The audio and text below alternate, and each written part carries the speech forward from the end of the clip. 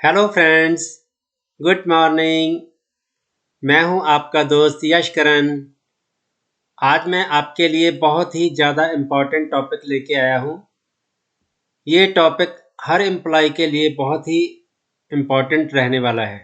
कोई भी एम्प्लॉय, चाहे वो सेंट्रल गवर्नमेंट का है, स्टेट गवर्नमेंट का है, अंडरटेकिंग यूनिट का है, प्रोडक्शन यूनिट का है या किसी भी प्राइवेट डिपार्टमेंट का है, ये टॉपिक हर एम्प्लॉय को बेनिफिट देने वाला है। इस टॉपिक का नाम है कैनन ऑफ फाइनेंशियल प्रॉपर्टी और इसको हम स्टैंडर्ड्स ऑफ फाइनेंशियल प्रॉपर्टी भी कहते हैं। तो कैनन ऑफ फाइनेंशियल प्रॉपर्टी क्या है? इसको हम हिंदी में कह सकते हैं वित्तीय सिद्धांत या वित्तीय कानून। ये टॉपिक आपके लिए क्यों इम्पोर्टेंट रहने वाला है? क्योंकि इस टॉपिक से जितने भी डिपार्टमेंटल एग्जाम हैं उसमें तकरीबन सभी में इस टॉपिक से एक क्वेश्चन पूछा जाता है। तो लोग इस टॉपिक को रट्टा लगा लेते थे क्योंकि इसमें से ये टॉपिक आना ही होता था। लेकिन क्योंकि अब ऑब्जेक्टिव टाइप क्वेश्चन आ गए हैं तो अब इसको रट्टा लगाने की ज़रूरत नहीं है। इसमें से कुछ टॉपिक वो जो अपने माइंड में बैठा लेने हैं उसको याद रखना है।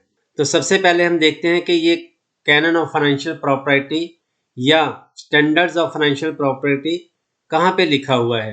तो सबसे पहले हम देखते हैं कि जो जनरल फाइनेंशियल रूल हैं, जितने भी डिपार्टमेंट हैं, चाहे वो गवर्नमेंट डिपार्टमेंट हैं, सेंट्रल गवर्नमेंट के हैं, स्टेट गवर्नमेंट के हैं, अंडरटेकिंग हैं, प्रोडक्शन यूनिट हैं, पब्लिक सेक्टर यूनिट हैं या प्राइवेट सेक्टर के यूनिट भी हैं, सभी में जनरल फाइनेंशियल रूल 2017 लागू होते हैं। ये general financial rule 2017 department of expenditure, ministry of finance, government of India के हैं।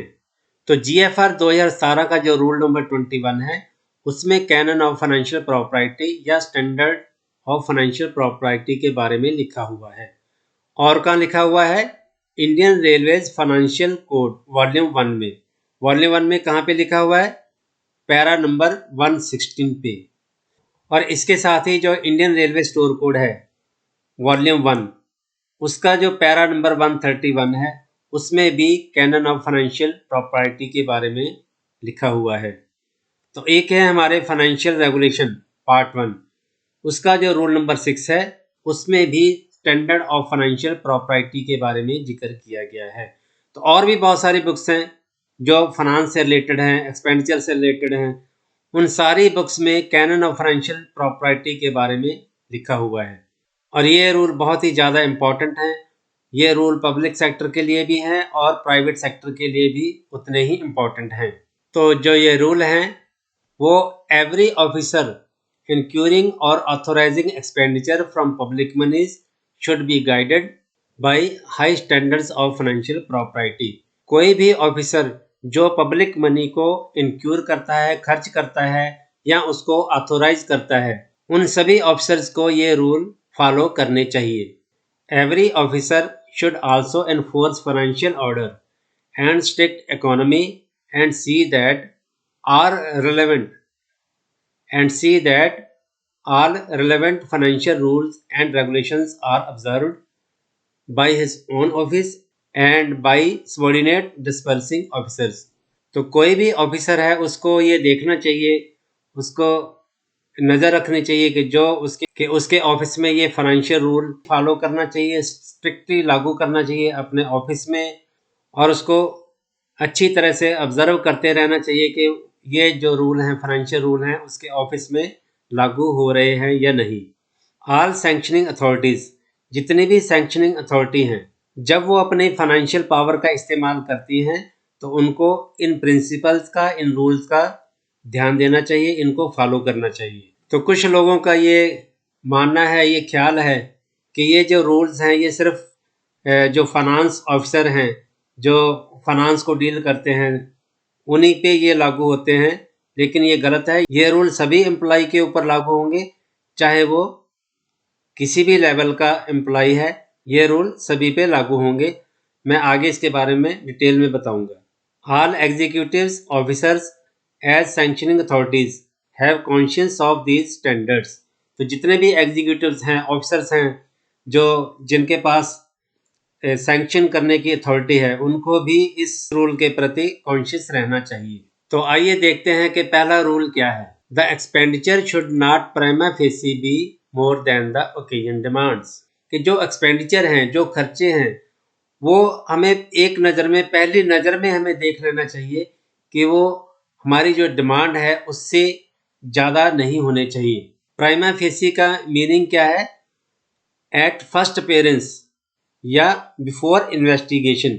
कि हमें बिफोर इन्वेस्टिगेशन या पहली अपीयरेंस में, पहली नज़र में हमें ये देख लेना चाहिए कि हमारे खर्चे हमारी डिमांड से ज़्यादा तो नहीं है। तो इसकी एक एग्जांपल लेते हैं कि मान लो कि हमारे पास एक लैपटॉप की डिमांड आई है जो एप्पल ब्रांड का है और जिसकी कॉस्ट कम से कम 1 लाख रुपए है, और ये जो लैपटॉप है ये ऑफिस यूज के लिए है। तो ये हमें पहली नज़र में देख लेना चाहिए कि जो हम लैपटॉप, जो हमारे पास डिमांड आई है एप्पल लैपटॉप की, तो ये ठीक नहीं है, क्योंकि 1 लाख रुपए ऑफिस यूज के लिए लैपटॉप के ऊपर खर्चना बहुत ज़्यादा है।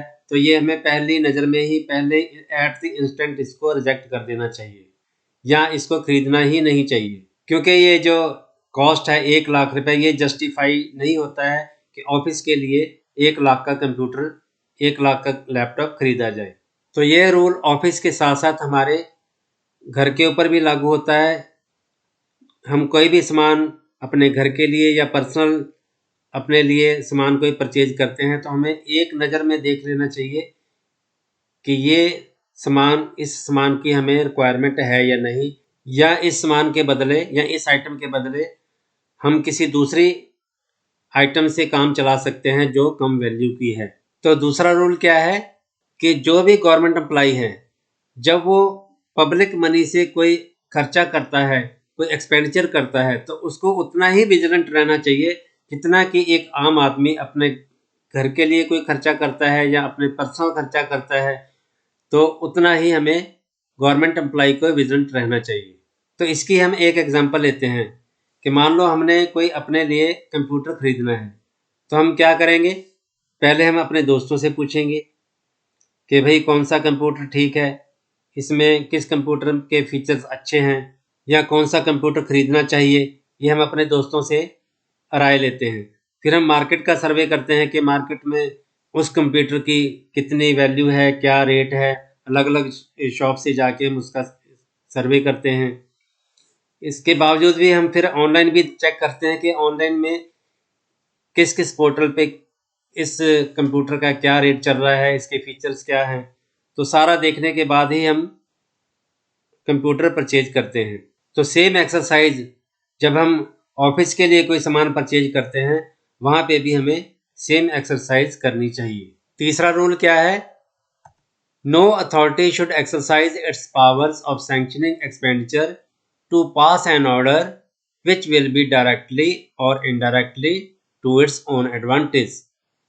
इस रूल का मतलब है कि कोई भी अथॉरिटी जो एक्सपेंडिचर को सैंक्शन करती है, उसको अपनी पावर का ऐसे इस्तेमाल नहीं करना चाहिए कि उसको डायरेक्टली या इनडायरेक्टली उसको खुद को ही बेनिफिट हो। तो ऐसे कभी नहीं करना चाहिए। किसी भी अथॉरिटी को ऐसा नहीं सोचना चाहिए या करना नहीं चाहिए। मतलब कि किसी भी ऑफिसर को अपने हिसाब से किसी भी आइटम की स्पेसिफिकेशन सेट नहीं करनी चाहिए, डिसाइड नहीं करनी चाहिए कि वो उसका जो बेनिफिट उसको डायरेक्टली या इनडायरेक्टली उसको खुद को मिले। चौथा रूल क्या है? Public moneys should not be utilised for the benefit of a particular person और section of the community unless. मतलब जो पब्लिक मनी है उसको किसी पार्टिकुलर पर्सन के लिए या किसी पार्टिकुलर कम्युनिटी के लिए यूटिलाइज नहीं करनी चाहिए या किसी पार्टिकुलर पर्सन को बेनिफिट नहीं देना चाहिए। कब तक? The amount of expenditure involve is insignificant. मतलब कि जो अमाउंट है एक्सपेंडिचर में, जो अमाउंट इन्वॉल्व हो रही है वो इनसिग्निफिकेंट है, बहुत ही कम है, तो वहाँ पे हम इसको इग्नोर कर सकते हैं। सेकंड है, a claim for the amount could be enforced in a court of law. तो उस अमाउंट का जो क्लेम है उसको कोर्ट ऑफ लॉ में इन्फोर्स किया जा सकता है। थर्ड है, the expenditure is in pursuance of a recognised policy और कस्टम। मतलब जो हम पब्लिक मनी से एक्सपेंडिचर कर रहे हैं तो वो किसी रिकॉग्नाइज पॉलिसी के अधीन है या किसी कस्टम रिवाज के अधीन है, तो वहां पे ये रूल लागू नहीं होगा। नेक्स्ट है the amount of allowances such as travelling allowances granted to meet expenditure of a particular type should be so regulated that the allowances are not on the whole sources of profit to the recipients। Means जो हमारे allowances हैं, travelling allowance हैं, इसको हमें whole source of profit नहीं बना लेना चाहिए। तो लोग सोचते हैं कि जो हमारा ट्रैवलिंग अलाउंस है या ओवर टाइम है या जितने भी तरह के अलाउंस है वो हमारा प्रॉफिट है, तो हमें ऐसा नहीं सोचना चाहिए। हमें इसको एज ए प्रॉफिट नहीं लेना चाहिए कि ये हमारे जो अलाउंसेस है ये हमें हमारा प्रॉफिट है। Audit officers shall also be responsible for watching that the above principles are strictly observed or not. तो जो ऑडिट अफसर है उसकी भी ये रिस्पॉन्सिबिलिटी बनती है कि उसको ये वॉच करना चाहिए, देखना चाहिए, उसको ऑब्जर्व करना चाहिए कि जो ये फाइनेंशियल रूल है, कैनन ऑफ फाइनेंशियल रूल है, ये स्टैंडर्ड ऑफ फाइनेंशियल रूल है, ये फॉलो हो रहे हैं या नहीं, स्ट्रिक्टली फॉलो हो रहे हैं या नहीं। और लास्ट में एक नोट है, all proposals involving financial implications except those which have been specially exempted for this purpose should be referred to finance branch for advice before these are sanction. कि जितने भी प्रपोजल हैं जिसमें फाइनेंशियल इम्प्लीकेशंस इन्वॉल्व हैं वो सारी की सारी सैंक्शन करने से पहले फाइनेंस ब्रांच को फॉरवर्ड करनी चाहिए उनकी एडवाइस के लिए। तो ये थे कैनन ऑफ फाइनेंशियल प्रॉपर्टी के रूल्स। तो इसको हम स्टैंडर्ड ऑफ फाइनेंशियल प्रॉपर्टी भी कहते हैं। तो आज के लिए इतना ही। उम्मीद है कि ये वीडियो आपको पसंद आई होगी, क्योंकि कैनन ऑफ फाइनेंशियल प्रॉपर्टी के ऊपर आज तक किसी ने वीडियो नहीं बनाई। तो मैं उम्मीद करता हूँ कि ये वीडियो आप सभी को पसंद आई होगी। तो जिनको ये पसंद आई है वो प्लीज़ लाइक करना और इसको शेयर करना, ताकि और लोगों को भी इस वीडियो का बेनिफिट मिले। और साथ ही एक बेल आइकॉन का बटन है उसको भी दबाना, ताकि आने वाली जो मेरी वीडियो हैं उनका नोटिफिकेशन आपको सबसे पहले मिले। और जिन दोस्तों ने अभी तक मेरे चैनल को सब्सक्राइब नहीं किया है प्लीज़ वो सब्सक्राइब कर लें। धन्यवाद। Thank you.